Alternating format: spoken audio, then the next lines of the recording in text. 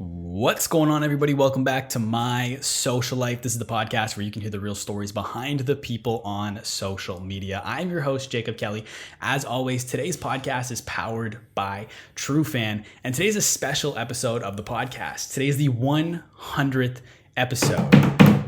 Over 2 years now, we've been working at this podcast, and today is extra special because what I've decided to do for the 100th episode is I've decided to bring back guest number one for episode number 100. And today we're joined by Hayden Cashion. Hayden is a man with a Gary Vee-like mindset, but Drake-like mannerisms. He's the owner of Cashion Marketing, a digital agency based in the nation's capital that leverages paid digital ads to deliver its clients results.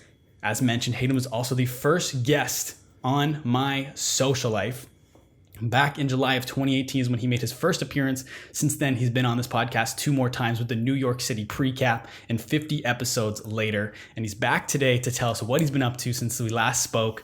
Hayden, welcome back to the podcast. Thank you so much for having me, Jacob, and congratulations on 100 episodes. I'm very, very proud of you. Thank you, man. That means a lot. And where I want to start today, I want to kind of pick up where we left off. So it was fun because I went back and listened to episode number 1 to prep for this. Okay. And kind of where we left off, you were starting to take on, like you had your first couple clients.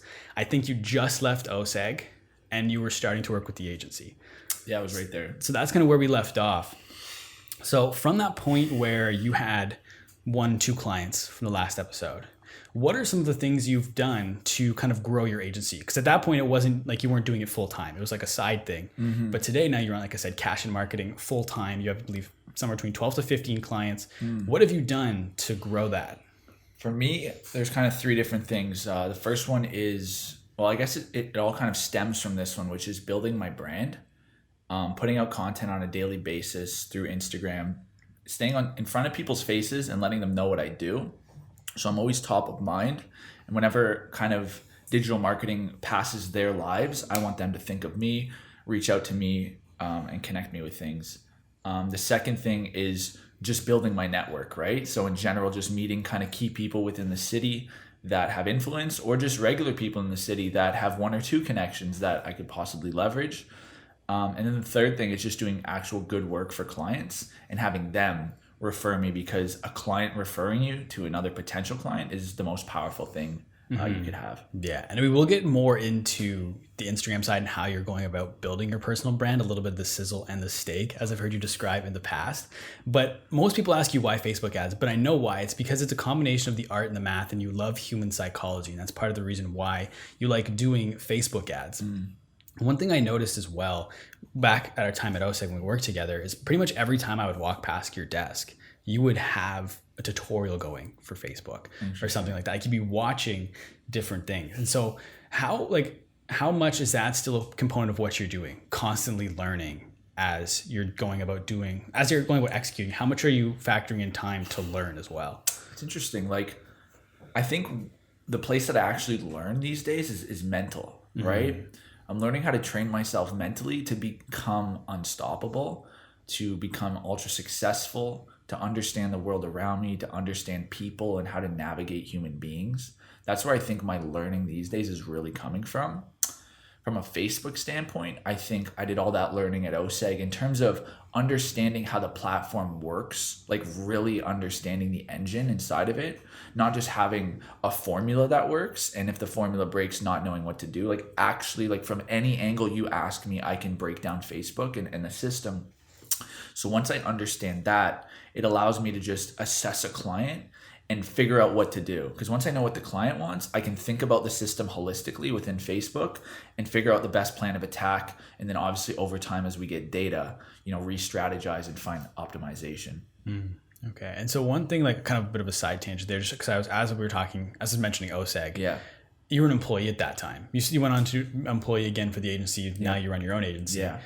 Do you think, actually, I know you could go back. I've heard you say you could go back to being an employee. Yeah. And I'm curious as to why, because most entrepreneurs say they can't. They can never go back to I don't think I'm an entrepreneur. Explain. I was not the kid that sold cards and candy and lemonade. I was never trying to hustle to make a quick buck. It's just not in my DNA, to be quite honest. What I like is a challenge. And I think entrepreneurship, it got to a point where that was the only next challenge I could take on. Because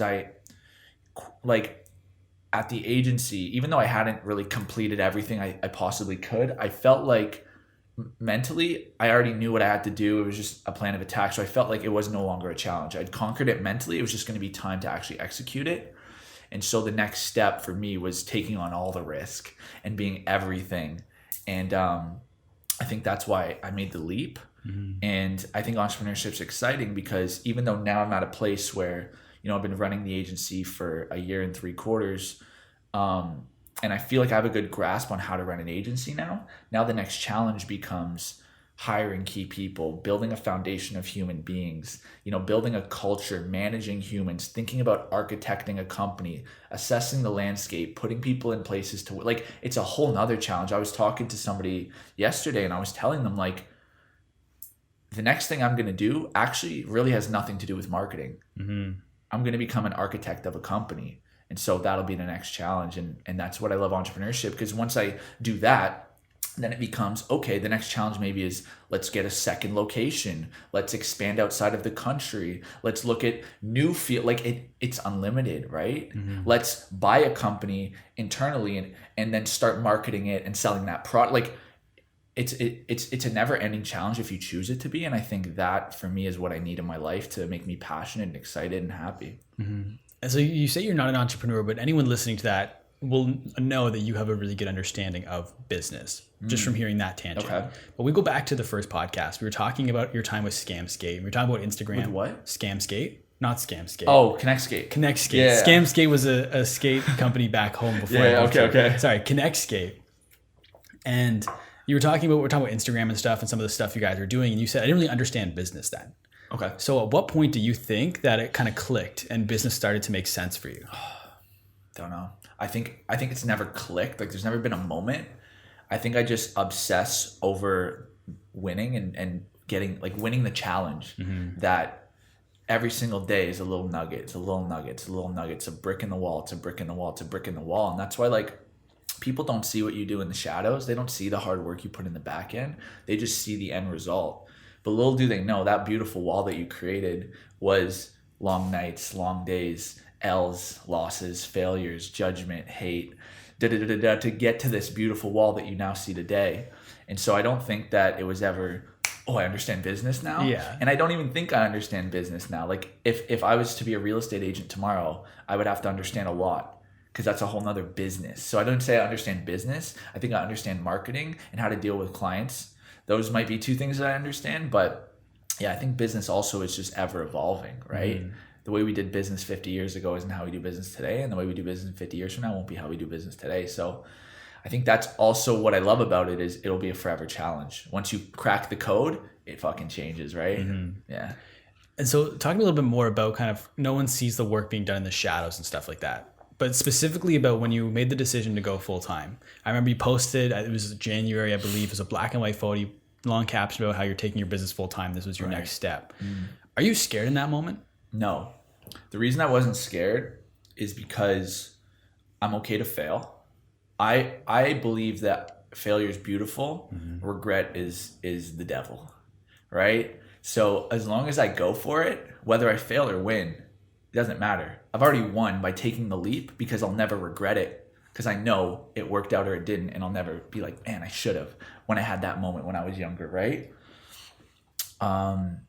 So sorry, what was the question? Where were we going? Where I was going with it was what don't people see in that caption when you're going full time? Like, are you scared? Is there butterflies? Oh yeah, so I wasn't scared also because I'd made it make sense. And this is also why I don't think I'm an entrepreneur. I never felt like I took a leap, like a massive leap, right?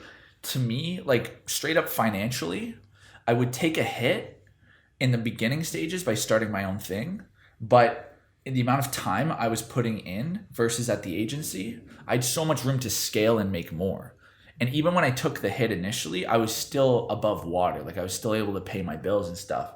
And so it wasn't like the scariest leap, right? It was like, okay, I'll still be able to live. And when I scale this thing, if I have it in me, I'll make even more money. So it just made sense from that standpoint. And also, like, I just didn't want to regret. For me, like, there was no way I wouldn't do it. As soon as the opportunity presented itself and I saw a way to do it, in my heart, I had to do it. You know, it's been a constant in my life that I just take leaps and try new things, right? Like I did the dancing when I was younger, and then soccer was more through my parents, so that wasn't much of a leap. But to quit soccer was a leap. You know, I was the highest in Ontario and, you know, traveled with soccer and all this stuff. And I quit it when I was 16 to skateboard. But I loved skateboarding. And then when I fell out of love with skateboarding, even though I'd won a contest and was sponsored, right? When I fell out of love with it, I took a leap and started rapping and making rap music, you know? And even though like I built up that career and traveled a little bit and did shows in other cities, I dropped that when I fell in love with business. And I think for me, it's always been like being able to not regret, you know, going for it, because I just don't want to regret. Even though I have success in this place, I'll take 2 steps forward to take 3, or 2 steps backward, take 3 forward, right? So I think that's just been a constant in my life. So when it came to starting my own company, it was almost inevitable. And I think an observation I made, I think, like, correct me if I'm wrong, but I think, like you said, some of those jumps that you made were drastic. Soccer to skateboarding, a little drastic. Skateboarding to rap, probably not as drastic, but then going from rap to digital marketing was probably threw some people for a loop. I think your next pivot or jump, however you want to describe it, I think it's going to be a little bit closer tied to the marketing agency. Yeah, because I'm becoming a more refined human. I'm getting closer to my actual love, right? Yeah, and I just think that like your next jump might be like, you might jump like, you're not going to be digital marketing forever, but your next thing might be business, using all of your learnings from the marketing agency applied to whatever it is you're doing next, versus you might not necessarily be able to apply. There's probably some things, of course, with like just coordination from soccer to skateboarding, but it's a whole new sport. It's completely different. But I think your next jump is going to be a little bit more aligned with what you're doing now, if that 100%. Makes sense. Yeah. And so one thing too, with your business, you said that once you took the jump and you quit the agency, you had more time to scale. But at the same time, talk to me about the decision while you're doing that and trying to scale an agency. You made the decision to finish school. Yeah. Why? I'll be completely transparent. You know, my parents were paying for school, so they'd already sunk a lot of cash into it, and I felt obligated to finish that journey. I believe I'm the first person in my family to graduate university, so there was also that kind of push. And so for me, it was just like, I just can't do it full time, so I'll just do it part time. It took me like 6.5 years to graduate, because I pushed it off to the side while I was focusing on building my experience in my future. And you know, I did the graduation, handed my parents the paper, and went home and got back to work, you know. And that's just kind of how that went. But forever grateful for my parents. You know, they just wanted the best for me, and I respect that, and they thought university was the best for me, so I did it for them, and I'm also grateful that they paid for it, and that was kind of me showing them that, you know. Yeah, no, 100%. And so the common question that everyone asks when it comes to university is like, how do you feel about it today? Now that you've finished, gone through it, what you're doing now, like if someone's coming to you like, hey, should I go to school or not? Like, what is your advice? There's a couple things. Like, if you want to be one of those careers, doctor, lawyer, architect, dentist, scientist, you need a university degree, because it's not loose like business where you can actually just figure it out and naturally know it, right? And naturally be good at it. You have to actually like understand the principles. And a lot of the times, like, it's very serious situations. If you're a lawyer, you're saving someone. If you're a doctor, you're saving someone. You know what I mean? Like, it's very serious stuff. So if you want to do those careers, I think you need to go to university until there's an alternative. And then also, I think there's just a subset of people that learn that way, right? I have a friend who is now going to go do her MBA. And at first I was like, I don't think you need to. But the more I got to know her, the more I realized she's actually like has to learn in a school setting and has to go like that. And so it made more sense for her. Whereas for me, doing an MBA would be a waste of time. I need to Google everything whenever I want and talk to people and feel it. You know what I mean? So I think there's like a self-awareness component, right? So there's, if you're one of those careers, you just need it, right? Period. And then for everything else, you have to be self-aware of who you are. And there's a subset it makes sense, and there's a subset that it doesn't. That makes sense. And on the topic of learning, what are some things you learned from Tony Greco from your time where you guys worked pretty close together? I love Tony. He taught me to just go, right? Make a decision and go. I think, like, and this is saying this in the kindest way possible, Tony doesn't overthink. Tony has an idea. Tony thinks about it, says, yeah, I think that's a good idea. and Tony executes. And that's what I've always admired about him. And I think Gary Vee is the same way, right? He doesn't overthink things. He just makes decisions and moves, right? And it's the classic example that he says where like he would rather have 87 balls in the air and drop 13 than have 3 balls in the air juggling them perfectly, because the net is way better in the other circumstance. And on top of that, there's 2 things. You never know the alternative, right? If you make a decision, you never know what would have happened anyway. So as long as your decision doesn't lead to absolute failure and losing everything, you'll always think it was the right decision, right? And so I think that, coupled with speed, right? When you make decisions fast, you move a lot faster. When you're making decisions slow, you're just moving slower and getting a lot less done. So I've always admired that about Tony and taken that. Mm-hmm. And one thing that Tony has is a really strong personal brand, which is something that you have done a very good job of crafting for yourself. Yep. And I was wondering if you could explain in as best way possible how you're going about doing that. Okay. It's funny. I don't think about it really. The purpose of my personal brand is actually, the real purpose is to make as many people as possible feel comfortable to reach out to me, right? Yesterday I ended my story and I said, and by the way, if you need anything, hit me up. How vague is that, right? But I was just saying, like, don't be scared to hit me. Another one I was going to do is because a couple people have said, hey, I saw you in public, at Joey's the other day. And I'm seeing all these and I'm like, yo, why aren't people coming up to me? Why aren't they saying hello? You know what I mean? And so I just want people to feel comfortable, because a lot of people like are shy. And so if someone's shy, there's a shot they won't refer you anything or help you in any way just based off them being shy. So I want to break down that barrier for as many people as possible. I had a woman tell me once that the fact that I do those Instagram stories of me just being honest with the camera and talking to the camera made her feel comfortable to reach out to me, because she felt like she knew my personality and who I was, and that she could actually meet me and go for a coffee and it wouldn't be weird, right? So I think for me, it really comes down to just breaking barriers and making as many people feel comfortable to talk to me. As like macro as that sounds, and that's probably not what you expected. Not necessarily what I expected, but it makes sense. And especially where you said that lady felt comfortable to talk to you, because that was a huge insight because she's consumed so much. That's interesting, because one thing I've noticed when I prep for podcasts with someone I've never met before, right, I listen to a lot of podcasts that they've already been on. Yeah. So by the time I sit down to talk to them, I feel like I already know them because I've just listened to them for hours and hours and hours. Right. So it's like I already understand the cadence of how they talk. I mean, I kind of have an understanding of their personality. 100%. So it probably allows me to navigate the interview differently than if I'd never heard, like I didn't know anything about them going into it. So I think that's just kind of like the way you were positioning that made me realize that about the way I do And the podcasts. other constant is like people are always like, wow, you're actually the same guy as social media. A lot of times people portray a side of them, but you don't see the other side. And then you meet them and it's a combo of both, and they're not exactly who you thought they would be. Whereas for me, like, I talk about it all on social. I'm just me on social media. I leave out a couple personal things, but other than that, you get what you get in real life and on social. It's the same thing. Mm-hmm. And so majority of that brand building and making people feel comfortable, you do that through your Instagram story, right?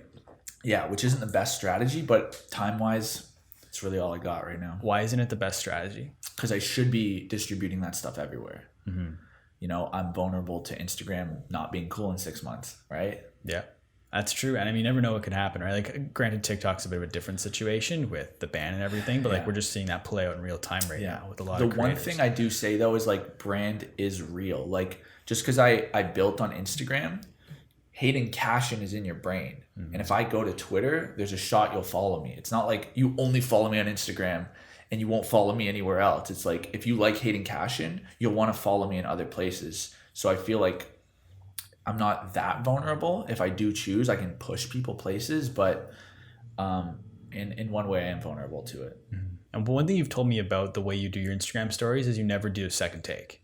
Well, unless I fuck up. Yeah. Like sometimes I just like, what my classic one is that I should post one of these days is go, what is up, IJ? Hope everyone's having one. And I forget what day it is.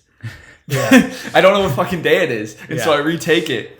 But for me, as long as like I like say what I meant to say, I'm not going to redo it. Because I don't see why. Yeah. So talk to me. I feel like a lot of people, when it comes, what stops them, and I know you know what I'm going to say. I know, but it's insecurity. Yes. But how do you get over that insecurity? How do you get over that insecurity? By realizing that nobody actually cares. I think if I thought about it longer, maybe I'd have a better answer. But I think when you realize like people are consuming you on social media for a second, and then they're consuming the next and the next and the next and the next, right? The hardest part is the first ones, because it's new for people to see you in that light. But as soon as you do 5, 6, 7, 8, you now have permission to do it. I can do it all day now, and people will just be like, oh yeah, normal, you know, and not judge me. They'll be like, oh yeah, that's just Hayden, right? At first, when I started doing them, people would be like, oh, so you're doing like selfie story and shit like that. So as long as I'm not insecure about it, as long as I'm like, yeah, like I'm trying to build my brand, I'm trying to build my dream, I'm trying to change my life. You know what I'm saying? It gives you that permission to do it. Mm-hmm. And so I think, yeah, it's insecurity based on caring what other people think about you, right? So however you have to get over that hump, I think that is somewhat of like a unique thing for everyone, getting over what other people think about you. But that's the unlock to whatever you want, right? Mm-hmm. For real. So you have to get over what other people think about you. But what do you do like in a situation where, like when you said you first started and people are asking like, oh, I saw you doing like selfie stories or whatever. Yeah. What do you do like in terms of, because a lot of people, they might overcome that insecurity of, okay, I'm just going to post. Yeah. But then they have to deal with judgment when they start posting. Yeah. Is it a similar thing to how you get over judgment to how you get over insecurity, or is it different? Judgment, insecurity. I think the insecurity comes from the judgment, right? Okay. The judgment is caring what other people think about you, and that maps to insecurity. But for me, like, I come back to, I would rather fail than regret. Mm-hmm. I'd rather have people laugh at me than look back in 30 years and wish I tried. You know what I'm saying? And I just want to live to my happiness, and I want to give it the best shot. I know if I regret, that'll be the only thing that ruins me long term. And so I just want to go for it. And then over time, it's like the classic, like jumping in a pool, kissing a girl. Like you realize it's not that scary after you do it. And then over time, people start to actually admire you and look up to you, because I think it's like subconscious, but they realize you took that jump that like maybe they want to take. Mm-hmm. And so it turns from judgment to admiration real quick. And then it becomes addicting. Yeah. That's like when I talked to Just Dustin, when I was talking to him, he said that a lot of people made fun of you for making kid videos on the internet until it starts to work. And he's just like, and now he's the successful YouTuber. So, but at the beginning, people were kind of making fun of like, what are you doing? But yeah, you just have to overcome that. And so, and then I'm just curious personally, how do you determine then what post, like what goes in the feed? Goes in the feed? Mm-hmm. Not enough goes in the feed. I barely post in the feed. I think when I just have a piece that I like, I'll just post it. But I was just telling your brother, you know, it's something that I'm thinking about, of getting a videographer once a week, making sure that day that they come is like a cool day. I'm doing some meetings, doing some cool projects, and having them just follow me and document me, and then talking in between, right? And then being like, okay, you know, go cut that however you like, and over time we'll get better at refining it, but then I'll have more constant content. I just think for me, like, I don't like to do posts for the sake of doing posts. I want to have something to say, but I also think I've not tried to have things to say, if that makes sense. Like, I haven't put an effort in and got a videographer to follow me. Mm-hmm. You know what I'm saying? It's just been like, oh, when I do a talk or when I do a podcast, then I'll use that. But it's like I haven't been proactive in trying to put myself in places to say things and document it. So that's kind of the next step. And then, yeah, I'll have systemized content coming in. So I just want to make sure that I'm doing it because I actually have something to say, not just for the sake of making a post. Like, oh, it's been 3 days, I need a post. What do I do? You know what I mean? Mm-hmm. And that's why, at least in the stories, it's just daily, right? Mm-hmm. And the stories is like, it's low maintenance, and no one like cares as much about stories, right? No one cares about, honestly, anything really. Mm-hmm. I think, but the way you're going about Instagram is kind of how I flipped. Like, I used to be where I post as much as I can, and I was like posting every podcast I went on my feed. But then I realized I stopped posting, and I only posted when I had something to say. And I've noticed my engagement's gone up, my genuine engagement's gone up. I'm getting more comments, DMs on everything because I'm not posting as constantly. So it's like, how do you balance that then between hearing that, where it's like you only post when you have something to say and you want to be authentic and genuine with your posting, versus the Gary V thing where it's post as much as you can every day. Like I just said, I think it just becomes putting yourself in positions to document when you have things to say. There'll be times in my, like when I'm working, that I'll have something to say, but I'll just put it on my story because like I want my story to be more loose, if that makes sense. And then my feed to be stuff I want to live forever. Right. And so that's why I think I need to be proactive and put myself in a position where it's like, oh, the videographer comes on Tuesdays, you know, like put that in the notes and make sure you do a thing where you're saying that on Tuesday. You know what I'm saying? And so that's what I mean. I just have to build a system like Gary has where it puts him in a place that when he has a thought, he can just get it off and the content's being made. Interesting. And one thing too, about the way you go about doing your Instagram stories and everything, like you don't market Cashion Marketing. You market Hayden Cashion, and then which the work you're doing is for Cashion Marketing, but it's all for yourself. Yeah. Why? I think for me, I'm addicted to admiration. Like I just love it. The thing about me is I love to help others. That's why I'm passionate about my business, because I actually know that I'm helping these companies. You know what I mean? And so that's why I get so fired up. I know I'm not selling bullshit. And then I also like to do the one-on-ones and the DMs or the phone calls, you know, answering people's questions and helping them in business or in mindset or in personal, like whatever it is, right? That makes me so happy. And so I think like for me, making my personal brand allows me to navigate that way. If it was Cashion Marketing, it'd be a lot harder to be like, you know, tell me about your relationship struggles or why you're insecure. Like you're a marketing company, why are you talking to me about that stuff? But as a human, I'm able to be dynamic and talk about everything. I talk about hip hop as well. You know, when I you know do a little traveling, I'll document that, and it just makes people like comfortable to talk to you. It's a lot harder when it's just a logo. When it's an actual human, I think you can foster a lot. And then for me, I want to deploy that over my life in different aspects. Right now, sure, it's just funneling to the agency, but long term, you know, I really want to do speaking. I really want to do teaching. I really want to do a podcast. I really want to write a book. I really want to maybe have like my own products that I'm selling that I really believe in. And if I'm building my brand, I can go all those directions. Whereas if it's a marketing agency, I might not be able to do a teaching or a keynote or sell a certain product, right? And so for me, it just makes sense. I really believe like if you enjoy being the face, which tons of people don't, and respect, but if you enjoy being the face, it's so much easier to build. It's like 10 times faster than if you're trying to be a logo.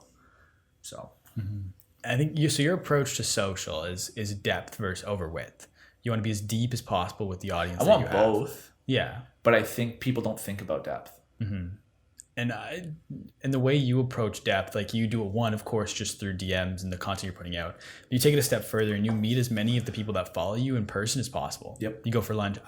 Last year, over 150 people you met for lunch. That's almost a lunch every other day with someone you met. Yeah, like lunch / coffee. So yeah, a lot of people.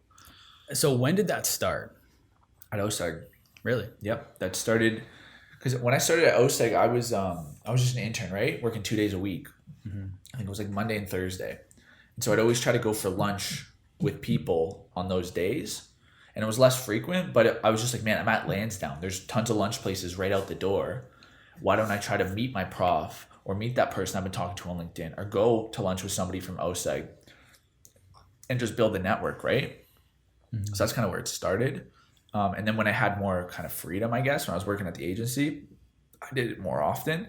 And then as soon as I started my own thing, it was like, let's go every day, you know? And so what is like, talking about why you do the lunches? It's to me, like, so the way that I've heard you explain before, and it's an important distinction I want you to kind of make, is the fact that you do it to meet life-changing people, but you're okay if you meet 1,000 people and the amount of life-changing people is 2. Why is that important? Well, for me, to be completely fair, like I just love doing it straight up. So I'm having lunch anyway. I might as well have some company, learn about you, understand like the more people I meet, the more kind of consistencies I can find in human psychology and how they think, more like the classic things that people struggle with, and even like just interesting things I never knew, you know, like I had a conversation with a neurologist and she started explaining why I think certain things. And it was super fascinating and it helped me understand myself better. So just straight up, I love that aspect of meeting people.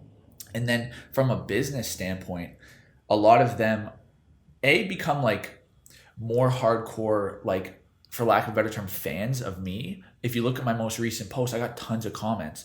Somebody wrote the master community builder, and like all these people, like some of them I have never even met in person, but they feel so passionately about me. And it's because I actually care, whether it's in the DMs or at the lunch. Like you get my undivided attention at lunch. I flip my phone over and I'm looking you in the eyes, and I sometimes feel like I'm doing a podcast just interviewing them, because I just want to learn everything about you. And if there's anything I can do for you, I want to help.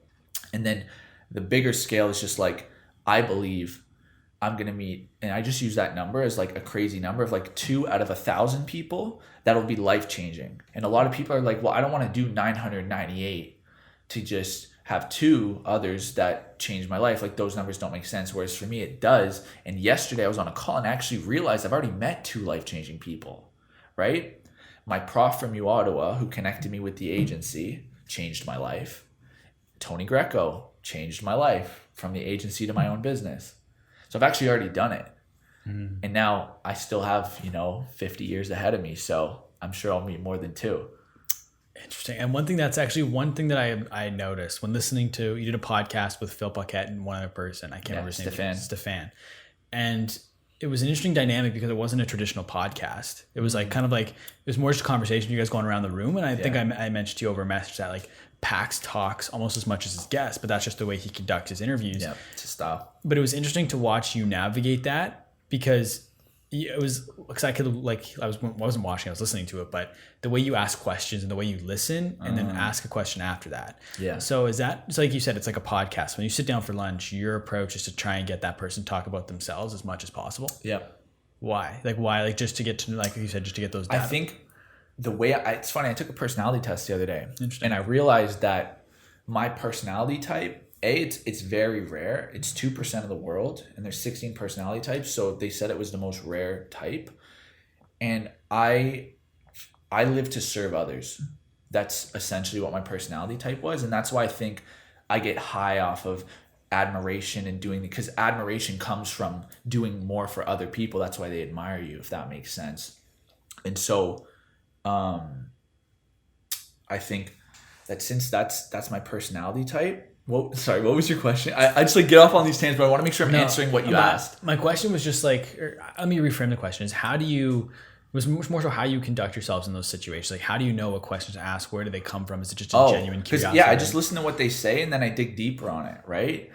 I think it's interesting for me, like a lot of the times, like I get deep with people, like first time meeting, and we'll have the most deep conversation, but it's because you'll say something and then I'll be like, okay, so when you said that, like, was that because this or because of this or like something else? And then they'll be like, oh, well, like actually like this happened in my life. And I'll be like, wow, really? Okay, like when that happened, like how did you even navigate that? Like that's crazy. And like all these things, right? But it was funny, I was having a conversation yesterday with Deepak, and I was saying low key, that's actually my biggest vulnerability, is that I don't really open up to others, right? Like even though we have these deep convos, it's a lot of times 98% about you, but it's a 50-50 convo. I'm asking just as much as you're speaking, and I'm developing, oh, okay, well, maybe this happened. What do you think? But it's always about them. And it doesn't allow people to actually get to know me that well. They think they know me because we just had a deep thing, but it was actually just about them. And I was saying that could be dangerous long-term when it's like something may happen in my life where I need someone and they won't be able to know that I do need someone. It's almost kind of sad that like I need someone because they don't actually know me. They don't know, you know what I mean? And so I'm trying to make a point to be more open with people and share more with people and actually get them to know me more instead of serve them and try to help them. And you know what I'm saying? And so, yeah, that's I don't know why we're talking about that, yeah, but it's okay. Yeah. So how do you get people to know you more? It's funny, like I notice this on text a lot. When people will like give me compliments or ask how are you, I completely deflect it and switch the topic to something else. So I think it comes from like accepting when somebody wants to learn about me and actually being open to, because I think like just my personality type, like if I'm not serving others, I almost feel like selfish. I feel wrong. And so if I'm talking about myself and all this stuff, like it just doesn't jive with my personality. Like I would rather you say like, how are you? Oh, good. Oh, I saw him the other day. You did this. Like, what was that about? And just like dive into them. Right. And so it's something that I think I need to work on. That's interesting. No, you just said that, so I wanted to dive a little deeper on it. But we just spent a long portion of this conversation talking about brand building. And the thing with brand building is it's a lot of work up front for a payoff later. The payoff isn't immediate with brand building. You get that clearly. You're putting the work in. The payoff's massive. The payoff's massive. But how do you communicate that to a client who's focused on short-term economics? You don't. You tell them the truth, and if they don't understand it, you don't push it. Because I've told you, like, it's all mental. It's all mental. Like, it's all mental, bro. I had this moment, sorry to go on a different tangent, but I had this moment the other day where I just had a thing with a client and it was on my mind. Like, it was fucking me up. And I'm trying to work and we just had this thing and it's just like, I couldn't focus, right? Because, like, this was in the back of my head. Then I had a call with a good friend of mine and we were talking business and we get so hyped. We bounce off each other like crazy. And after the call, I was on cloud fucking 9, bro. And I was killing work. And I was like, man, the environment didn't change. Just my mindset changed. I'm in the same chair doing the same work on the same laptop. And my whole life is different right now because my mind changed. And it's moments like that where I'm just like, yo, it's everything. Mm-hmm. If I didn't have that call, I probably would have been like 1/4 as productive that day. Right? And if my mind's always like that every day, look at that at a lifetime, right? Mm-hmm. So, yeah. So before we kind of get back into the brand building side, when a situation like that happens, where something negative happens and you watch your day start to spiral a little bit, what if you don't have a call like that coming up or, like a call with your good friend? How do you stop yourself from spiraling in that situation? Well, I don't think it's necessarily spiraling because it's not going to get worse. It's just going to stay bad. For me, what I would I would put some effort in to try to just mentally just be like, okay, clear my mind, maybe put on a podcast, maybe put on some music, maybe change the vibe a little bit. But if I couldn't get to that place, I would accept it. I would not judge myself. And I would maybe stop working for the rest of the day and say, you know what, like I'm not going to be productive right now. There's no point in me beating myself up more and trying to force myself. Let's go, take a walk, or let's try to get a 9-hole of golf in, or let's just call a friend and talk. And let's just accept it and know that we're going to go to bed tonight and we're going to start up tomorrow and it's going to be a new day, right? Mm-hmm. I think it's important to accept that like we're all human and we all have the right to feel certain ways. And when you feel a certain way, don't beat yourself up for it, right? Because I think that makes tomorrow easier. If you beat yourself up all day, you're almost waking up now with like fingers crossed I don't feel that way again. Whereas if you just chilled out, there's a lot more chance that it's just going to be a fresh start tomorrow. Mm-hmm. I love that. Yeah. I think that's super you like that? important. I do. Good. I do. The walk thing really resonated with me because that's what I started to notice when I hit those points in my day where I'm just like, I don't have it in me to get the work done. Like I just feel like I've hit a wall. Right. So just take that break. Because sometimes you feel like you need to push through that wall and break the wall down and keep going. But when you have no energy at that point in time, breaking a wall down becomes really hard. And that was my first thing too, is like, give it a shot. Put a pod in, put this in, see if you can just get out of it. And I think it's like going to the gym, like it's doing reps. Like over time, you'll be able to shift your mind more when you just become more aware of like who you are and what makes you tick. And that was just a thing and doesn't matter. And you know what I mean? You'll get better, but it's cool to accept it. I had a date like that the other day and I put it on my story. I was like, I don't have many off days, but right now I'm having an off day. And I just want you guys all to know I'm having a fucking off day because I got a message from someone and they were like, yo, you make me feel like I don't do anything with my life. And I was like, fuck, okay, that's interesting. And I was like, well, what I do in my life is my happiness. Like, I like to be fucking chaos, right? And if that's not your happiness, you shouldn't try to be like me. You're not going to be happy. You need to do what makes you happy. And just because I got that DM when I did have my off day, I wanted to publicize it so people know that I have off days and that I'm not always 110. Mm-hmm. You said the word happiness there, so we're going to jump in my notes a little bit. I originally wanted to dive into kind of Facebook ads and get a little bit tactical with you, but we're going to come back to that later. I want to talk to you. People can Google that shit. True. Well, to an extent. But talk to me about happiness over everything. That's something I've heard you say before. When did that click for you? So I really think I'm blessed with the fact that I don't need to experience things to understand they're real, right? I don't need to be 45 stuck in a dead-end job and have a midlife crisis to realize I want to change my life. I don't need my mom to get sick and have a health scare to realize life's short and I need to change my life. I could just almost imagine those things, and that's why I go so hard now. It's almost like it's happened even though it hasn't. And that's why I'm so passionate about just living the ultimate life, because I can just picture those things mentally, right? And so another thing that I picture is having $100 million in the bank, but doing it all the scummiest ways to get there and being alone in a massive mansion with all the cars in the world. And I can feel that I would be depressed if I had none of my friends, if my family hated me, if everyone thought I was a piece of shit who ripped them off. I would like potentially like kill myself.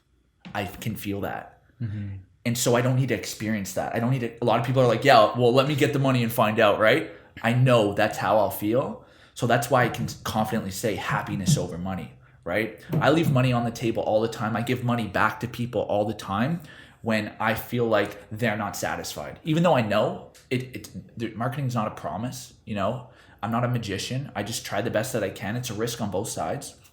And I put the time in, but I'll give you your money back just because I want to always be good with everyone, because that makes me happy. That I want admiration. I want everyone to have a good word to say about me, right? And so it's another thing is like I keep my friend circle very close and very separate from business. When I'm hanging with my friends, it's like just like it was in high school. You know what I mean? And I know for life, I want those friends with me.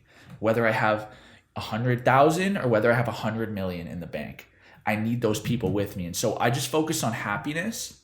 And I think by virtue of doing that, what ends up happening is you become really good at whatever you're doing because it's making you happy. And by virtue of that, you become one of the top. And by virtue of that, you make a lot of money, right? Mm-hmm. And so I think a lot of the times it can work out. It just takes longer, right? Because if I just became an engineer out of school, I would have had a ton of cash right away, right? But it's not my happiness. So it takes a little bit longer to build this way. But I think the money just ends up coming too if you wait long enough. It's like building a brand versus selling. So I just believe like happiness over money, because that's all that really matters in life. The money's not going to make me happy. Are you happy now? I'm extremely happy now. I say all the time, I said this to one of my best friends the other day, like, if I died right now, I'm actually good. I believe up to this moment in time, I've done everything that I've wanted to do. If you give me more time, there's a lot more to do. But I believe I've left it all in the field and done it all. And to me, I'm at peace. Yeah. I have a quote written down here. Uh-oh. From one of your songs. So this is from your song Runaway. Okay. And so the quote is, kind of want to leave and be MIA with sun rays and no Mondays. Have you accomplished the no Mondays part? No, I just fell in love with Mondays, right? I think at that point, I was working at I was like working at a hardware store. So Mondays were the worst. But now I've built a life where I want Monday to come quicker. And I almost see every day as a Monday. You know what I'm saying? That's why when I'm doing my stories, I never know what fucking day it is. Because they're all just another day. Which is interesting, because I wrote down, so below that question in my notes, I wrote down just a note for myself, something interesting. And I said, I think it's interesting that you've accomplished the no Mondays part, but not in the way you thought you would have. Ooh. You thought you were going to accomplish no Mondays by cashing out and not having to work on Mondays. Versus now, you don't have Mondays, but to your point, it's because you love Mondays and you don't even know when Monday is. That's so crazy. So it's just, you accomplished your goal technically, but in a completely different way than you ever would have thought. I love that. And so this is kind of back to the happiness question. I just want to tell you that note that I did write that down. I love that, yeah. But with happiness and happiness over money being the ultimate goal that you're trying to get to, what do you tell someone when they say, I don't know what makes me happy, or I don't know what my passion is? What do you tell them? Perfect. So come up with some ideas that you think are potential, right? Because you gotta have some direction. You know that you're gonna want to be an archaeologist, or be a race car driver, or you like ice cream, or you got to have some thoughts. You know, if you've lived like, let's say 20 years, like I'm sure you've noticed a couple things that you gravitate towards. So let's start with those and let's dive deeper into those, right? My example of that is when I was in university, I took marketing, but I didn't know what I wanted to do within marketing. So I started tasting different things, videography, websites, billboards and shit like that, graphic design, digital, Facebook, like tasting all these things. And then certain things started to be like, oh, that's, why am I up at night Googling more about it? Why am I watching a YouTube video trying to figure out, oh, that's my passion telling me you're interested in it. Okay, let's accept it. Let's dive deeper, and this is the reason. Actually, I'll get into that in a sec, but like you just got to keep tasting things, and then you'll feel what makes you happy based on your behavior. Like you'll just get happier, you'll get more excited, you'll be talking about it more to people, you'll be learning about it more, you'll be trying to start a side business about it. And then, so I think people like often want to think and figure out what they like. You'll never do that, right? It's like you may think you hate sushi, and then you eat a piece and you're like, this is the best. You don't know till you taste. You might think you love camping. You might think you love camping. And I knew I'd hate camping, and I went camping, and I was actually correct. I hate it. True. There's a point you were going to make. You said, and that's why, and then you went back. If you don't remember, we can move on. Dude, I don't know why I keep like losing my train of thought. I think I just like go off on tangents. But yeah, we're talking about tasting stuff. Yeah. If you don't have it, I got a question for you. Okay, hit me. So what's the balance then? If being passionate about what you're doing is what makes you happy, how do you balance being passionate about something that you're not good at and wanting to make that your job, but you're not good enough to make it what you want to do?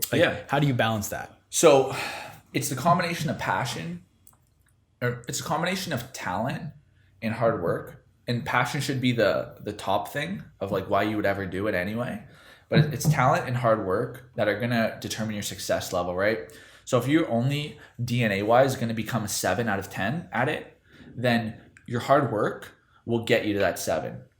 If you can only be a 4, your hard work will get you to that 4. And if you can be a 10, your hard work will get you to that 10, right? That's why, like, if you look at the NBA, there's only like a LeBron and a Mike and a Steph Curry. There's not tons of them, because that's the combo of a 10 DNA putting in the work, right? They're the ones that are doing the extra workouts, staying late, shooting extra, because like they put in the work, but they have that level and they're passionate about it, right? Mm-hmm. So that's kind of what I would say. Do you still have a piece of paper above your desk that says you can't read about doing push-ups? No. No? Why don't you take it down? Well, I moved. True. But I don't need the reminder anymore. I know it. It's in my heart. I embody it every day. Mm-hmm. I think it was a reminder in the beginning, but it's one of those things where it's like, they say like once you do the same habit for whatever amount of time, like you don't need to remind yourself. It just becomes a real habit. Mm-hmm. You put the work in every day, but it's because I love it. It's not work. It's like, I'm almost like, don't want to lose this life. That's why I work so hard, because I just love it. Mm-hmm. But at the same time, you can turn work off whenever you want. Whenever. And I'm not working right now. That's how do you determine then when to turn it off? Whenever I feel like it. You just have to be accountable enough to turn it on when it needs to be turned on. Like when you do feel like it, mm-hmm. So some days are 15 hours and some days are 7. But I just make sure shit gets done. And when something needs to get done, it gets done regardless, right? Because like people are paying me. Yeah. And I want to talk, so now let's get a little bit more tactical. Yeah. And you mentioned earlier how you don't work magic. What you do is you take your client's product, and you put it in front of their consumers. You put it in front of the people that should be seeing it. That's what you do. Yep. But one thing that I've noticed that you do that's different from other marketing agencies is you approach a client like an entrepreneur. You approach it like you own that business, versus some marketing agencies approach from a marketing angle. Yeah. You approach it from the entire perspective. I've seen you talk about, like with a restaurant client, you were talking about the experience within the restaurant, how you guys can enhance the experience of the restaurant. That's not marketing, but that's something you're thinking about. Or another company where there's packaging involved, and you're talking about how the packaging is going to look and what to include. Like, where did that come from? Where you approach it like the owner yourself versus like just care. An agency? Like, I don't want a paycheck. That's why, like I said, I'll give you your money back. Like, I want to win. I want to have the best brand, right? I want every single client to know that I give a fuck. I email them so frequently to just check in, let them know that I just did this, did that for them, just because I want to stay on the top of their mind, because they see what I'm up to on my story, that I just did a photo shoot, now I'm doing a podcast, right? And so as long as they know that I checked in with them, yesterday and said, oh, like, did you notice this? Like, what do you think? Like, I think we should do this. I just never want there to be a debate about how much I cared. And so that's why I'm down to do business development with them, because sure, I can help you get people in the door, but I want to help make sure that those experiences are the best. So every person we get in the door comes back and loves it and talks about it, and your business grows. I don't care about your marketing. I want your business to grow. That's why I drive business results. I don't drive marketing results. Interesting. Yeah. I like that distinction. So talk to me then about the ways, let's talk about the ways you go about driving those results is through the ads. And so the first thing you start with when it comes to the ad, do you start with the audience or do you start with the creative first? I start with the goal. Okay. It's fascinating actually how many businesses aren't clear on what their goal is. But that's the first thing that needs to get nailed down. A lot of businesses are crippled by opportunity. They could have so many things they could do, and it's hard for them to make those choices. But yeah, it comes down to the goal. Do you want to sell shit? Do you want to book reservations? Do you want to generate leads? Do you want to just build brand awareness? Like, what's your goal, right? And then between the goal and the audience dictates the creative. So if you want to sell shit to 35-year-old mothers who like soccer, that'll dictate what we put in the ad, right? You need the contextual creative that maps to the audience. All day. And like for small businesses, it's sometimes tough to make contextual creative. But we try our best. So maybe a general piece of content, but the caption's contextual, because that's easy. That's just changing the words you type, or the headline's contextual, or the landing page is contextual. Because once you build one template, you just change keywords and you can build out the rest of the landing pages that are contextual. So I always, basically what I tell my clients is I'm going to give you the best thing ever, but based on your restrictions, whether that's time, whether that's money, whether that's effort that you care about, I want you to box it in, and then we'll go to the edges of those boxes. You know what I'm saying? Interesting. And so I was speaking with another marketer on this podcast. He was talking about when it comes to Facebook ads, once the goal and the audience is defined with the creative, is you need the creative to be thumb stopping. It has to stop someone in their tracks. What have you noticed makes people stop on an ad? Just, you got to grab their, like, you got to almost like punch them in the face, if that makes sense, with the photo and also the headline combo, right? So like we just launched an ad yesterday that's for this power bank for the back of your phone. And the first thing it does is like, it's like flashes red with like the dead battery logo, boom, boom, boom. And then it comes in and it starts, right? So grabbing attention. And I've actually created a custom metric in Facebook called thumb stop ratio. And this is what I use to explain to the clients, like how important the grabbing attention is. So what I do is I divide the reach by the 3-second watch. So then we can understand, out of everyone that we reached, how many watched 3 seconds. And it'll create a ratio of like 30% did or 50% did. And so a lot of the times what happens is like we have more sales on this ad, but it's not, we could have the same ad. It'll just have a different intro, right? And it'll be like, well, this one stopped 50% of people and this one stopped 30% of people. And even though the conversion rate on the website is 2% on both, we got a lot more to the website through the 50% for the same budget. And by virtue of that, we sold more products, right? So the thumb stop's the whole thing. Like if people just breeze by the ad, it doesn't matter what the ad is, what we wrote in the ad, anything, like it's over. So you gotta grab their attention first, or else you're dead. And honestly, when I work with videographers and photographers, mostly videographers, all I tell them is all about what to do in the first 2 seconds. I let them do the rest. I don't care about the rest of the ad. It'll do what it'll do. And my opinion is as good as theirs. But in those 2 seconds, we got to grab their attention, right? We're not making movies here. We're not making like crazy art here. We're fucking selling shit. So let's be serious and really grab their attention. That's interesting. That's just a great way of explaining the combination of the art and the math that's required to do Facebook ads. Yes.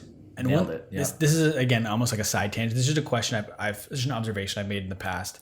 What is it about skateboarders that allows them to be creative when they grow up, or even at the whole thing's creative? I love skateboarding, bro. Like the first thing about skateboarding is it's like all ethnicities, all genders, all ages together, right?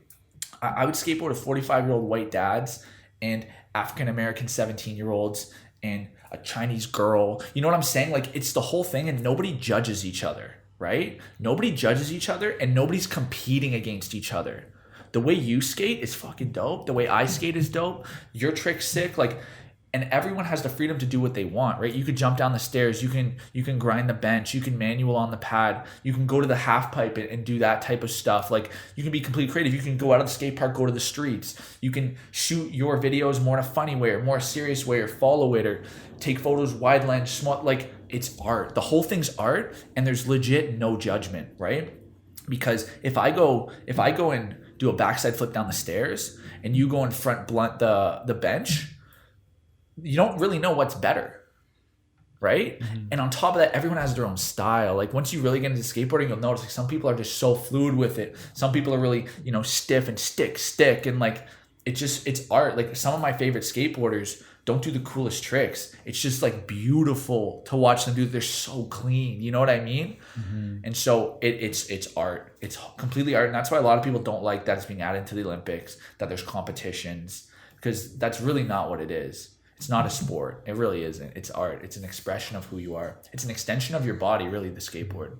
Interesting. Yeah. I just asked that because like I've observed, just especially when I had like a photography videography phase, a lot of the photography videography people that I watched were all skateboarders. Yeah. And I was like, well, that's just a clear link then that skateboarders end up being creative as they get older. This is why I left soccer for skateboarding, is because I started soccer so young that it was, my parents were like, pick a sport, and I just picked one, right?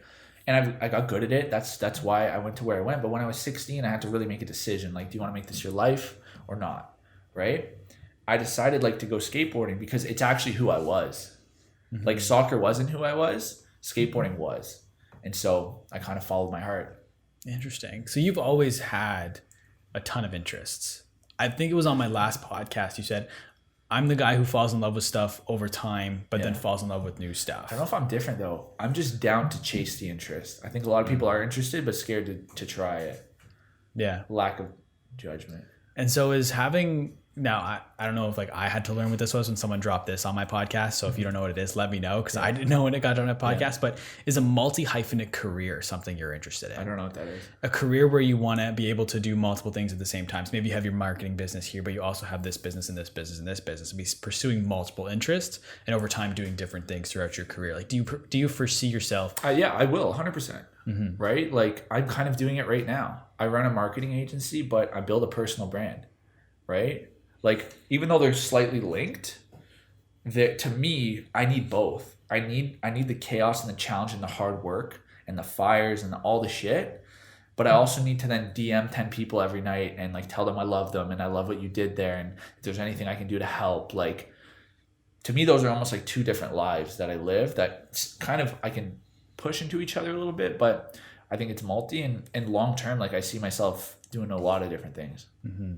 One thing, so you mentioned at the beginning of this podcast that kind of like one of the next steps for you is going to be kind of building out the agency, whether it be bringing on people or whatever it might be. Yeah. But do you think that by bringing people on, that will allow you to be less nimble because you're going to have more responsibilities and overhead tied into it versus before when you go from soccer to skateboarding, it's a personal decision. Yeah. But once you go from, say you go agency to something else, you have this responsibility of these people that are working for you in this, and the overhead you've accrued. Yeah. Is that going to stop you? But you choose your involvement. Mm-hmm. If I find I have too much on my plate, I hire someone to take it off my plate. Maybe a really high level person long term down the road we're talking, but to take that off my plate, right? You just look at Gary. He's traveling the world, talking on stages for hours and in the air flying and like all this different stuff, but he has a 1,000-person company that he's the CEO and COO of, right? Mm-hmm. He just hires people to delegate like the actual tasks, the work, and then you have to be open to letting them do it their way. I think that's what people struggle with, is letting go of control. Mm-hmm. I think that's what Gary's a master of. That's something I need to work on, but I'm aware of it and I'll get better at it. And when I get there, that allows you to just scale and win. It's perfect that you say that. That was going to be my next question. Interesting. Was as you hire, obviously it's going to be less and less you delivering, right? Yeah. Which is I mentioned steak and sizzle earlier, sizzle being the marketing, steak being the work. Yeah. So how do you then go, with that in mind, how do you approach hiring? Because this is someone that's going to be representing you now, because you've built such a strong personal brand and delivered such good results. How do you hire? Yeah, so there's a couple things. Like, I think I have to be willing to financially invest in people instead of doing the minimum viable investment. So instead of just hiring one person, because they'll do half the work and I'll do the other half of the work, but I only pay them a quarter of the money and I take 3/4 and I make, you know what I mean? Instead of doing that, I need to hire 2 people, pay out half the money, but that allows me to then focus on managing instead of doing half the work, right? Because then I can focus on the people and I can be like, okay, you know, you guys did a good job. Send me your stuff because I have time. I can look at it, you know, approve it over time, give them more leniency as they get better and better and better. But I think that will allow me to still be the top of funnel bottleneck, at least in the early stages. Then when they can become beasts, understand what I like, they become bottlenecks, right? So I think it just becomes like making long-term investments financially, even when you don't have to, in theory, in humans, in order to then be in a place where you can scale and maintain that quality level. And when it comes to hiring, 100% I'm hiring on who the human is. The intern that I just got, he DM'd me out of the blue. He didn't even know I was hiring. And the first thing I said to him is, I love how you came at me. Like on DM, I was like, dude, I don't know why. I met him yesterday and he was like, why did you say that? And I tried to read and I was like, okay, based on what you said here, I could tell this about you. And I actually thought about it and broke it down, but I just loved how he came at me. He was a 4th-year Telfer student, which I related with, and he was hungry. He really wanted to learn. He knew what he wanted to learn. And I got on a phone call with him, supposed to be 15, lasted an hour. We just hit it off. And I was like, this is the guy. Mm-hmm. At least this is the guy I want to go my first shot with, right? And he doesn't know anything about digital marketing. He's never ran an ad in his life. And I'll teach him all that stuff because the skills are teachable. The human nature of being a good person, a kind person, a thoughtful person, a passionate person, I can't teach you that. So I have to hire for that and teach you the skills. Yeah. No, I love that. Because I was watching a video recently and it was saying how someone was talking to an engineer and they said, I've fired a ton of, or I've never fired an engineer for not being able to do the work because we can teach them that. But I've fired tons of engineers for not being good people. Dude, my dad is an engineer. He says that all the time, right? Oh, really? Because my dad is actually a very good communicator. And that's the one thing he's always instilled in me in my life is like, no matter what you do, be a good communicator. I don't give a fuck about anything else. Be a good communicator, right? And he's like, I see it every day in his engineering. He's like, so many smart people. And if you put them in front of a client, they'll blow the whole thing. And it's not because like they can't even communicate the thing. A lot of times it's like they're just going to be rude to the client because the client won't get it fast enough. And they'll be like, oh, like it's so easy. Like, you know what I mean? And so he's like, if you can be smart as fuck, like an engineer, but have the communication human side to things, you're unstoppable for real. It's actually dangerous because when you have the intellect, let's say, and the human skills, you can do anything. You can be good or bad. You can decide where you take it, right? Have you thought about culture scaling as you grow? It's the whole thing. That's why I have to hire for who the human is because I need to maintain that culture. Employee retention will be the main metric I look at. I want people to only leave me when they have an incredible opportunity and still they think about it. You know what I mean? Mm-hmm. I want people to just be so fucking happy working for me. I want to compensate them fairly. And that's the whole thing because Gary says continuation allows you to go fast and kill, right? So when you're not turning over every year and having to retrain and when you have 5 years, 6 years, it's like a sports team. When you have the same guys that have been together for a while, they become pretty strong. Mm-hmm. I want to talk about retention, but not on the side of a business or hiring, now on the side of customers. Sure. So I was talking with a guy named Troy Ostinoff a couple episodes ago, and It's actually interesting. The way he goes about his agency is a similar way you do it, where it's like he comes at it from the whole perspective, not just the marketing perspective. But we got into a conversation around retention around your customers. Okay. And one thing that, like an observation we were talking about, was that businesses get so focused on acquiring new customers and they get tied to that customer acquisition cost, but they forget about retention. Is that something you've noticed? Is customers are always looking for new customers? The reason I know I'll never do that is because of how I conduct my personal brand. Not you, sorry, but like from a client. I get it. Oh, okay. But the reason I know I'll never do it is because my actions in my personal brand don't lead to those actions in my business, right? Mm. I care about depth. I don't care about getting more people. The people that I have, as many as I get, that's nice. But every person I have, I want to keep and build. And because, so what you're saying is with the clients. Yes. Right? I'm at a place now where I turn down 90% of my offers, right? Or opportunities, just because I don't want to risk losing a client to take on a new opportunity because my time is full right now. That's why I need to hire so I can scale it XYZ. But all I care about right now is making every client happy that I currently have. No, but I mean, like, so from when working with a client, do you have to communicate to a client the importance of retention? I believe in it, but it's not my first step. For them, a lot of the times what I want to do is build trust with them. I want to drive results top of funnel for what I'm promising. And then once we get there, it's like, okay, how do we make this better? Well, let's invest in building a brand. Let's invest in email marketing. Let's invest in SMS. Let's invest in random acts of kindness. Right? But that's not the first step. For me, especially just being like a single human being right now and still having some like skepticism around if I can do what I say I'm going to do. My goal is to drive results as fast as possible, to build that trust, that credibility, and then we'll talk about improvements down the road. Interesting. That makes sense? I think so. I think a lot of people listening to this podcast, just hearing you speak, they'll know that you know what you're talking about. You found what you want to do. But it took you a long time to get here. Sure, yeah.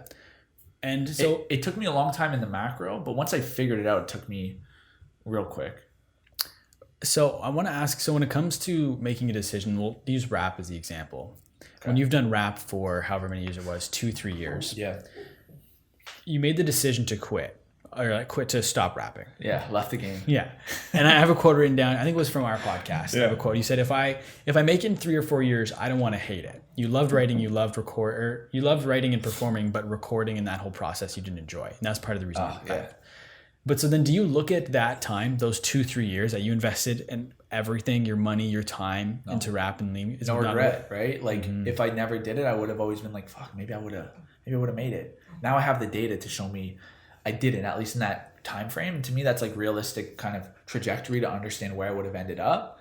And I still like get to blend my passion because I work with artists and I get to now blend music with marketing, which is almost more exciting for me. And I get to work with talented artists. This is a perfect example. I think my talent was a 6 to a 7 max. That's where I would have got. I would have never been Drake. No matter what, I'll never be able to sing, right?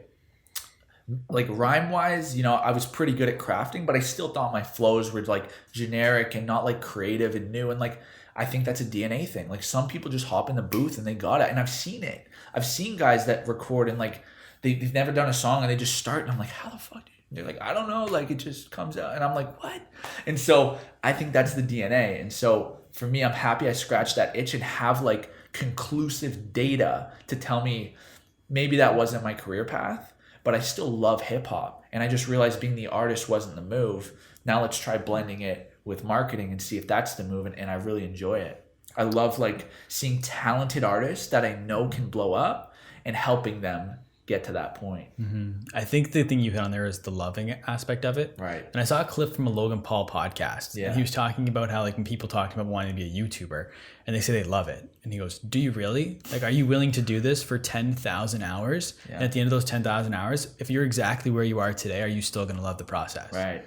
And if you don't, then you don't actually love it. You just want it. You think you love it, but you actually want the result. Yep. And so I think you loving hip hop probably, correct me if I'm wrong, but it made the transition then for you to admit that this wasn't the thing and to step away. Did that make it easier for you knowing you actually loved it and to step away versus someone that's in it to just try and quote unquote cash out is going to, because they've sunk so much time into it, want to try and push through to get to secure the bag, if that makes sense. For me, it was just like, I just don't want to do it anymore. Like, so I guess that was falling out of love with it. But like I said, it's falling out of love with being the artist. I might have loved being a manager. I think I just, like, I scratched the itch. I tasted it. I enjoyed it. But when it was time to, like, move on, I wasn't attached to it. And I think that's such a strength. So many people, like, just keep doing something because it's their thing, right? That's why people struggle with leaving their job and chasing their dream because they're like comfortable. They've been doing it for some years. It's their thing. Like I could have still been just rapping and making music. But when I realized it wasn't anymore, I wasn't scared to like step back and try something different. Do you ever, as a form of creative expression, write for fun still with no intent of putting it out? No, because I really realized I don't want to be the artist. Like I love hip hop. I love when certain people drop music and I get to memorize it and then rap it word for word with my buddies. Like that's what I love. right? And so I don't want to be the artist. I want to appreciate it. And now I'm testing, helping market it if that's something I'm interested in. But we'll see. Maybe in a couple of years I'll be like, I don't. And I don't even think I love marketing artists because it's so hard, right? Because there's no money coming in.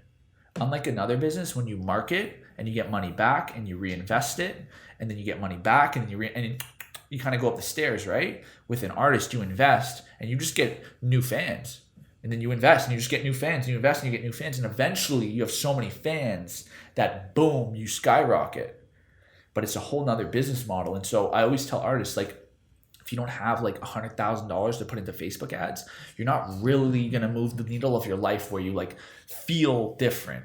Like you'll get some more fans, but like you'll still be not making money at your house working. Like, you know what I'm saying? So it's a tough model. That's why you have to love music to become the best. On the last podcast, you told your Logic story, which is an insane story. Crazy. And at that point, Logic had made it. So that makes the story even crazier. Yeah. You don't have to, but I want to give you a platform to tell the Darin Felana story here so it's documented. So for when he does blow up, you can point back to this. Okay. Let's go.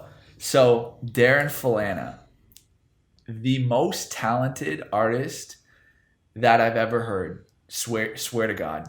Like my buddy basically showed me his music. And I was like, oh my God, this guy's so talented. And we were like, where do you think he's from? And I was listening to him. I was like, he's definitely not like from California. He sounds more like New York, maybe Chicago, has a little Kanye to him. And then we were like, how many followers do you think this guy has? Because we just found him on a playlist and the song was fire. And we were like, I was like, he probably has like 50K. And my buddy was like, I think he has like maybe 30K. So we look him up and he has like 5,000 and he's from Toronto. And he had a blue check. So it was so confusing. We're like, okay, this guy's mad talented, but doesn't have any followers, is from down the road, but he's verified on Instagram. So what the fuck is going on right now? So I DM him right away. And I'm like, yo, you are the most talented artist I've ever heard in my life, but you don't have followers. Like, that makes zero sense. Like, you're doing something wrong from a marketing standpoint because you have the talent, right? You have the DNA to be a 10. And I was like, please, like, pro bono, let me just help you. Like, I want to get you there, right? And so anyway, he goes, yo, call me. So I call him like right away and we get on a phone call. He's coming back from the studio and we're just talking, getting to know each other a little bit. And I'm like, yo, you need to do this, you need to do this, you need to do this. And he's like, he's feeling it and whatever. And so we continue talks and I end up going to Toronto. I don't know how much longer later, but maybe like 2 months later, doing a couple business things there. But one of the things is I met him, right? And it was funny because we kept missing each other. Like, we were supposed to come to the studio and then his manager texted me. He's like, oh, like, this came up. So like, can we do it tomorrow? And we're like, yeah, perfect. And then his manager's like, oh, like, he doesn't know if he can make it. And then I'm like, fuck this. I'm just going to text him directly. So I text him directly and he's like, yo, just meet me at this Starbucks in the Brampton, like, town center. Like, it's like a shopping mall in Brampton. So now we're not going to the studio and we're going to meet him at a Starbucks in the Brampton shopping mall. So I'm like, okay, this is interesting. So me and my buddy, we drive over and we're just waiting in the Starbucks and he pulls up and he's like with nobody. He's just by himself. We sit down and probably talk for like 2 hours, 2.5 hours about everything, about his career, where he's at, what he's been up to, the music he's been making, things that I think he should do. And then he would hit me back with like, well, this is happening. Give me more context. I'm like, okay, interesting. Like the way maybe I would navigate it and da-da-da-da. And then we connected on a hip hop level. He's telling me his favorite artist. And what I realized about him is he studied the game. He knows the cadences of Kendrick Lamar and how he fits the pocket and how J. Cole does it differently and how he, does these like vocal tones and like he really studied this shit. And I'm like, okay, like this guy, he's talented, but he also has put in the work. You know what I mean? And I'm like, this guy's gonna be the guy. And then I was like, yo, can you show us some like new stuff? Because like he hadn't put out stuff in a while. And he was like, yeah, let's go. So legit, we go to like his Camry, bro. And I'm in the passenger seat, he's in the driver's seat, my buddy's in the back, and he's just playing us The Vault, right? And he has like tons of tracks.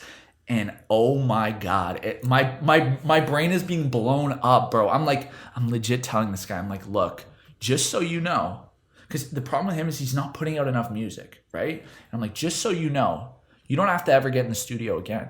If you just put out The Vault, these 200 tracks over the next 200 weeks, you will be an A-list celebrity and one of the biggest artists in the world. Mark my words. Like, that's how confident I am in this guy. And he's just apprehensive to drop certain things, wants to do it certain ways. Respect. It's an art. You're an artist, whatever. But man, unlimited potential. He played me this one song and he was like, I don't think I'm ever going to drop it. And I was like, if you don't drop this in the next 2 years, like, please just email me it. I just need this in my life. I need this song forever. You know what I'm saying? Like, that level of talent. So, you know, we still talk. I'm really close with his manager. That was actually the guy that I said we did the FaceTime, and it made me really pumped up after the client thing. And I'm working with his manager on a couple other projects. But yeah, the thing about him too is he's so talented that if he decides to do no marketing and just put it out, he's going to blow up anyway. It'll just take longer. I told him that. I'm like, look, you have enough talent that you're going to become famous anyway. But if you go hard marketing wise, it'll just happen quicker. Right. And so, you know, I think he's a great guy and super talented artist, and he's going to be massive. Mm-hmm. Yeah. That's crazy. I just wanted you to have the ability to be able to point to this. So when we left the car, I looked at my buddy and I was like, in 5 years, no one's ever going to believe this story, that we just like listened to unreleased tracks in his Camry with him in the Brampton Town Center parking lot. Mm-hmm. So thank you for letting me put this on wax. I appreciate that. I had to. And I want to get into a couple more. I don't know if I just kind of wrote other questions and mindset questions I have a little bit before we get into kind of the wrap up. But you went back to your high school to give a talk. Oh yeah. Right. Yeah. How cool was that for you to be able to go back to school and just sick, man. Mm-hmm. Yeah. And it was cool because like I wanted to practice just freestyling. You know what I mean? Like just getting up there and just talking. And it was an interesting dynamic because it's me, one, talking to many, a class, but not expecting response, which I've never really done before. Because I've done panels, I've done podcasts, but there's always a response to what you're saying. Whereas with the class, like I would talk and then I'd finish my point and it would be crickets. And it's like, oh yeah, okay.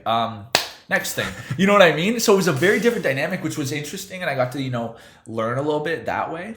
But I think I really inspired the kids. You know, I was only, I don't know, 5-6 years older than them, right? So they saw themselves in me and stuff like that.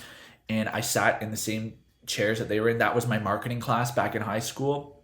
And I was just like, look, guys, like, just so you know, like, I'm sure like you have a lot of pressures right now for university and all this stuff. And like, do what you need to do, but just follow your heart. Like, do what you actually want to do and understand through the internet, legitimately anything's possible. You know, these are case studies of things that I've done through the internet. And here's my Instagram, DM me. I'll talk to you guys. I'll help you guys through it. You know, I've been right in your spot. I know there's a ton of pressure right now going into, you know, university after your final year and stuff like that. And, you know, here's some marketing tips, but it's a high school marketing class. So not all of them care. They're just taking it as an elective. So I went more high level, more inspirational as like they make this transition. Mm-hmm. And, you know, I hope one day to get an email from one of them saying like, I changed their life and this is where they're at now. And, you know, that's what I'm looking forward to. In that scenario where you're talking to the kids and there's just crickets after you make a point. Yeah. Does your background and your experience with rap and performing, how does that come into play when you're giving a talk or something? One, it obviously just makes you probably natural in front of a crowd. It's funny. Like I've actually thought about this. Like Gary says a lot of the time, like watching comedians and watching wrestlers is basically how he communicates on stage, right? He's all riled up, like, this Saturday, come see the fight. You know what I mean? But he's also like very comedic in the way he delivers things. And so he's like, I think the combo that made him, I think for me, looking up to hip hop artists, I deliver like a performance, right? Like I'm almost like walking around and like pointing at people and like making eye contact and like trying to like hit like the key points. And like, it's funny. That's how I think that I deliver like live on stage. And so, I guess when the students don't respond, like I don't think that really changes too much from music. Because with music, I have my set planned out. Like I know like after this song, you know, this is gonna drop and I'm gonna get into the next thing, right? Whereas this was like, and I was freestyling this. I had no idea where it was going. Whereas like with the music, I have my set planned out, right? So it's a little different. I think with this one, it's just practice. It's just awareness. Like because I didn't think. Like, obviously that was going to happen, but I didn't think about it before. I didn't realize it was. So when it happened the first time, I was like, you know what I mean? I didn't know what to do. And so, but I just think it takes practice. I think that's interesting though. You said how like that's where you get your cadence from is from rappers, and that's why I said in the intro. Yeah, exactly. Mannerisms like Drake. And I just like sometimes I'll be watching a Drake video or something, and he'll move a certain way, and I'd be like, I've seen you move in a similar way, and it's just like it's just interesting, kind of seeing that coming together. But with that in mind, so like you said, you kind of went out from a high level with the kids. Yeah. What would you go back and tell 18-year-old or 17-year-old Hayden if you were if Hayden was in that class and you were presenting? What would you say? That what you're doing is right. I swear to God, like that's what I wanted to instill in them is like. There's going to be so many voices right now in your fucking head of what you should do, and respect the shit out of them. Understand they all have self-interests for you, right? And just make sure that you don't live with a regret. Like if your parents want you to be a doctor, like, but you want to paint, please go paint. And like, don't make your parents pay for your painting. If you don't want to follow their path, find a way to get money and pay for your own school to paint, right? It's just happiness over money, right? Parents often play defense because they're scared that their child will end up a loser, and whether that's because they want other people to think their child's a winner, or just on their own conscience, they'll feel like obligated to make sure that you don't lose. Like you just got to realize like that's the position they're coming from, and it's out of love. Like it's because they love you and they want you to like make money. But if you do some shit that you hate, you're gonna resent them, right? And it's gonna be painful. And when you're 45 and have your midlife crisis because you're still an accountant, because your parents forced you to be an accountant, you're going to have a lot of resentment for them. So I just think, maybe short-term pain by going the painting route, they'll hate you for a little bit. But when they realize how happy you are, I think it'll all be good. Now, the answer to this next question is probably going to be the same answer that you gave to 18-year-old Hayden. But what would 35-year-old Hayden, what advice would he give you now? Yeah, you're right. Exactly. Because what I'm doing right now is living with zero regret. Like I said, I could die right now and I'd be fine in terms of what I've done in my life.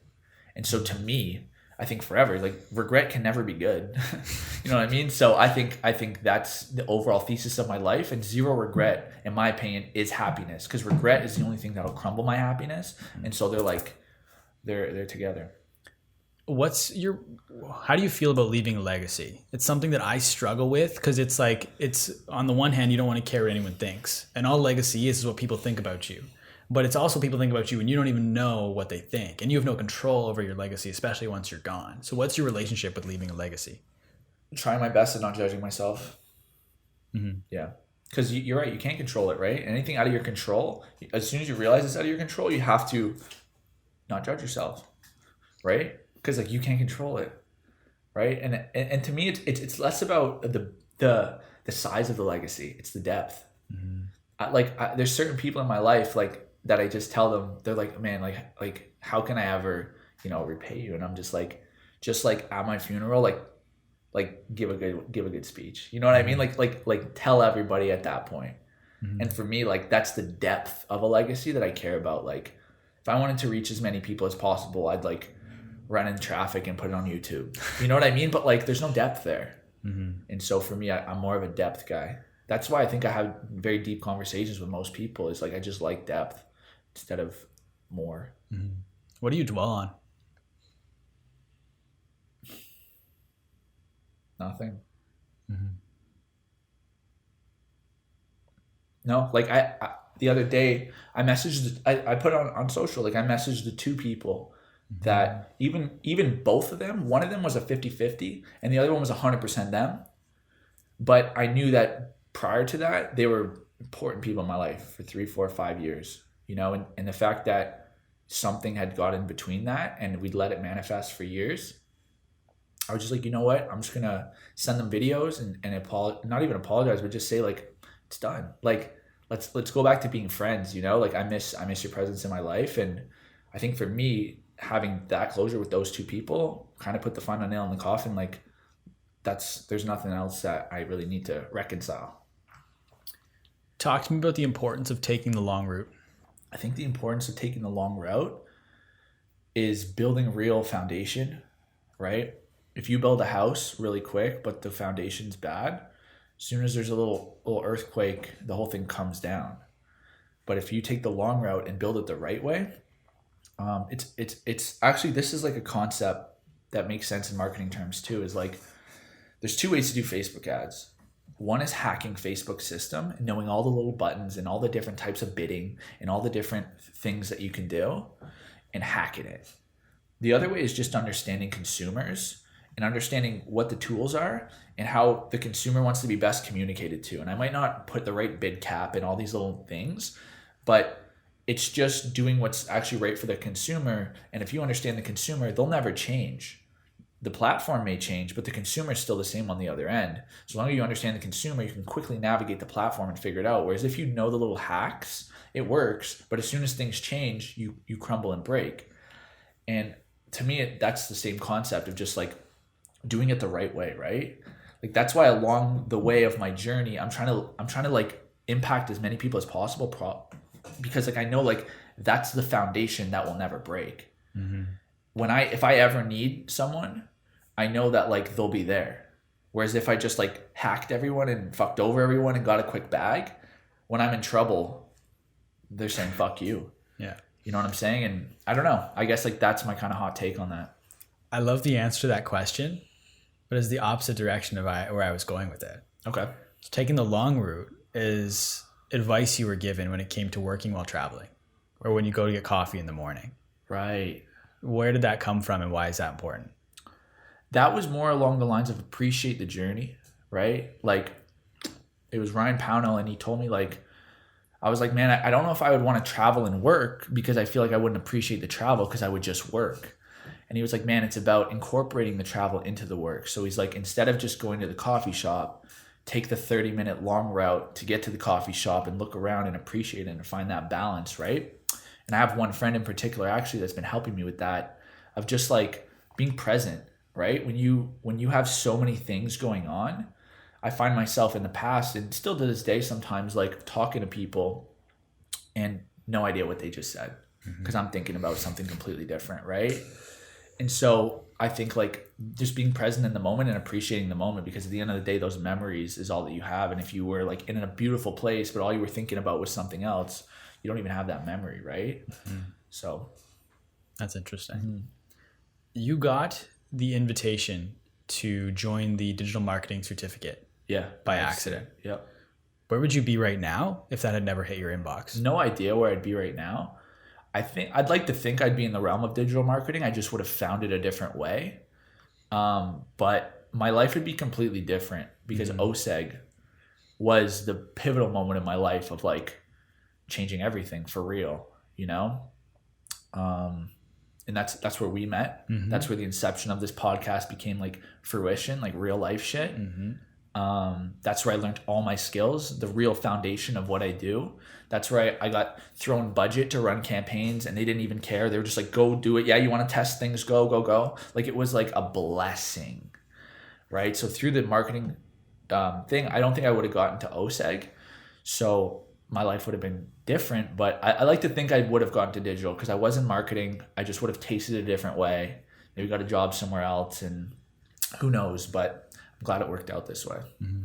So we already know that what's next for you is kind of hiring and that's the next piece of the journey. Yeah. But do you think about long-term? Like what's your long-term vision, or is just all you're focused on is happiness and whatever it is at that time? No, like long-term. And the thing about long-term is I'm very open to new information and new experiences changing my long-term vision. But right now, what I see myself is like, I want to build this agency and then systemize it so it's somewhat on autopilot, and then use it as a piece of credibility as to why people should listen to what I have to say. And then what I have to say is going to help them in their lives, whether that be business, mental, friendships, relationships, whatever, right? And it's because like, even though I'm building a business, I'm also doing that simultaneously while like growing as a human being, right? And you have to be able to balance the two. So I want to build this agency to be a credibility piece as to why you should listen to me. I feel like if I go up on a stage right now and talk, I'll have great information, but if you run a company that's bigger than mine, it's like, what does this guy know? He's never experienced having 10 employees under him. So, and I respect that, they're right. So I need to do it to be able to talk about it. Talk to me then, a similar situation when you're on stage. Someone asks you a question and you're comfortable saying, I don't know. Why? Superpower. Like, I become unstoppable. If I can say I don't know to your question, then there's no question that I can't answer. And it's such a superpower move in terms of credibility. People know you're not bullshitting when you say, I don't know. And so therefore everything else that you say has to be true, or else you would have lied there, right? So I just think it's superpower. I think being vulnerable, and Drake said this, I think being vulnerable is the ultimate strength. Think about Drake's music. The way he's vulnerable in his music allows him to connect deeper with people, and therefore have a much more meaningful career, right? Like when he does his shows, people want to come see his shows because they fucking like live by his words. But they don't live by your words if all you talk about is chains and cars and money and shit like that, because like it's surface level. It doesn't actually connect emotionally like a brand, right? No, I love that. And before we end today's podcast, I ask everyone the same standard set of questions. Yeah. I used to call it the Q&A, or I used to call it rapid fire, but these aren't really rapid fire type questions. Okay. Then I started calling it Q&A, but then I realized this is a podcast and the entire thing is a Q&A. So that makes no sense. I've trimmed them a lot since that first podcast we did. They're just probably somewhere between like 12 to 15 questions. Yeah. I think we have like 5 here. First one being, you're going to dinner. You can take 3 people. Anybody dead or alive, who do you take to dinner? So it'd be Drake and Gary Vee. And the final one. Oh, I would take my grandfather on my dad's side because I never got to meet him. I love that. Yeah. What is some of the best advice? And my parents say I'm him. Really? Yeah. That'd be awesome. That'd be a good dinner. What is some of the best advice you've ever gotten?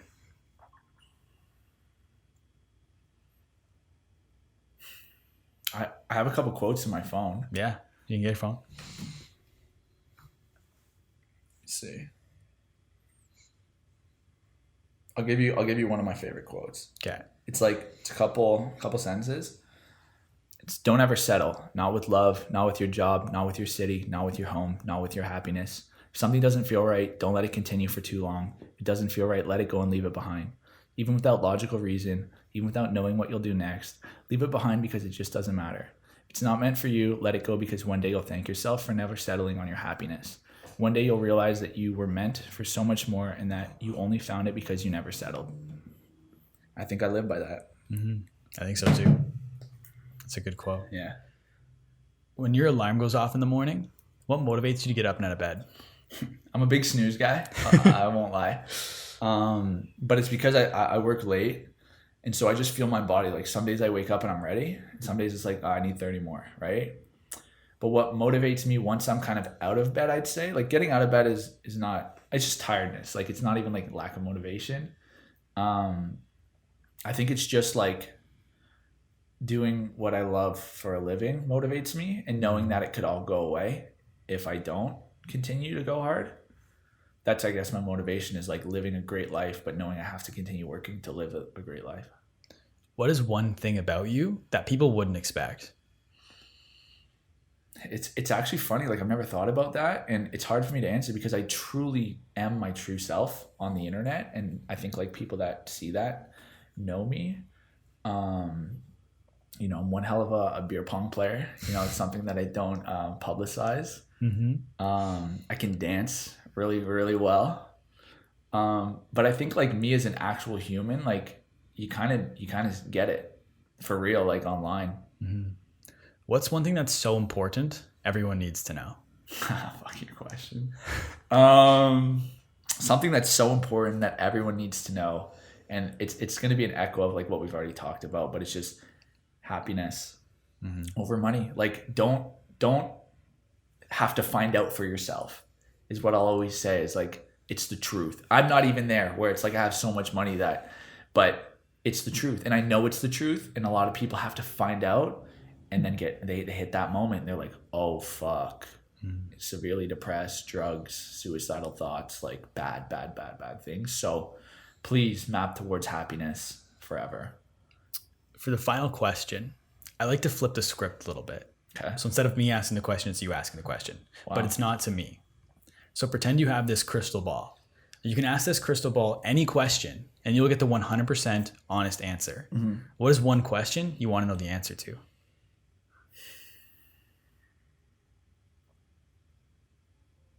What am I doing wrong? I like that question. No one's ever asked that before. Sometimes you get the repeats. No one's ever asked that. Yeah. Why is that your question? Because I'm curious if I'm doing something wrong. That's awesome. I love that. But I want to thank you not only for taking the time today to be on this podcast, but for your support and everything over these last 100 episodes, whether it be traveling to a whole other country with me for 6 days, up and down, New York, coming on. This is your 4th time on this podcast, just calls, whatever it might be. I want to thank you for the support this entire time. But I want to give you the floor. Where can the people find you? Plug anything and everything you got right now. So Instagram, LinkedIn, you can pretty much find me there, Hayden Cashion. More importantly, I know we don't have drinks right now, but I want to do a toast to you as well. Like 100 episodes is no small feat. I remember like we sat beside each other in OSEG, and like you had this super big passion for podcasting, and it was always just like on your mind, like, oh, I should start one, and you would slowly talk about it more and more and more, and like I was just like, fuck, like I guess like the only thing that I can really do to help is be your first guest, right? So then that's out of the cards as like an excuse. And so, you know, when we did the first one, it was actually great, like for a first podcast, right? We had a great chat. It sounded good in my opinion. I know you're not crazy about it, but I still like listen back to that podcast and I love it. And I just want to say, like, over time, I've seen you just grow in so many ways, like becoming a better podcaster, you know, becoming more confident in yourself, becoming more exploratory in wanting to build a company and do your own thing and take those risks. You know, you've just grown so much as a person. And I just want to say I'm super proud of you, and can't wait to see you do 100 more episodes. And I'm blessed that I've got to be so close to you on this journey. And I think we have lots and lots of more decades of excitement and success. And I'm super proud of you, and I'm honored to call you my friend. I appreciate that. I'm honored to call you my friend as well. Thank you. And I'm looking forward to the next 100, the next couple of decades. Yeah, they're going to be fun. But I mean, if we're next week, I'll see you back here next week and we'll do this again.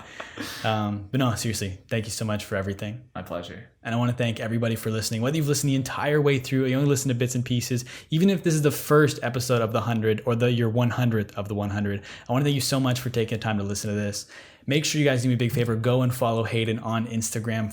Connect with him on LinkedIn. I'll make sure everything's linked in the show notes down below. If you'd like to follow me, you can find me on Twitter and Instagram at the Jacob Kelly. Feel free to come and say hello. My DMs are always open. If you'd like to follow the podcast, you can find us on Instagram and at My Social Life Podcast, or YouTube by searching up My Social Life.